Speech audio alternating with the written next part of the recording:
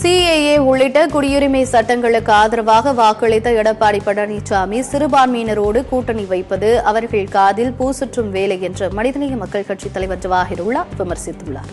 நாகையில் செய்தியாளர்களை சந்தித்த அவர், காரைக்கால் அதானி குழும துறைமுகத்தை நிலக்கரி துகள்கள் காற்றில் பரவி பொதுமக்களுக்கு பாதிப்பை ஏற்படுத்துவதற்கு கண்டனம் தெரிவித்தார்.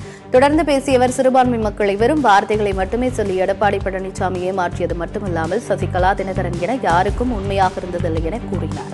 சிறுபான்மையினரோடு கூட்டணி வைத்து அவர்கள் காதில் பூசுற்றும் வேலையை எடப்பாடி செய்து வருவதாகவும் அவர் கடுமையாக விமர்சித்தார். எடப்பாடியும் தப்பு கணக்கு போடுகிறார். எடப்பாடியுடைய முதுகிலை ஏறி பயணம் செய்தால் டெல்லிக்கு செல்லலாம் என்று எண்ணக்கூடியவர்களும் தப்பு கணக்கு போட்டிருக்கிறார்கள். எடப்பாடி அவர்கள் தலைமையில் அதிமுக அரசு இருந்த அந்த நிலையிலே தான் முஸ்லீம்களுடைய குடியுரிமையை, அதே போல் இலங்கையிலிருந்து வரக்கூடிய தமிழர்களுடைய குடியுரிமையை பறிக்கக்கூடிய ஒரு சட்டம் நாடாளுமன்றத்தில் ஏற்றப்பட்டது.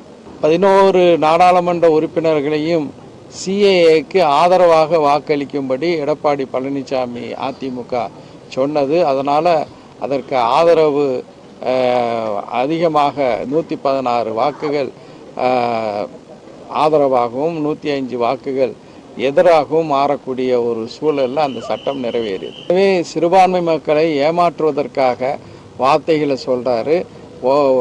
எடப்பாடி பழனிசாமி எப்போதுமே அவருடைய வார்த்தைகளில் உண்மையானவராக இருந்ததில்லை.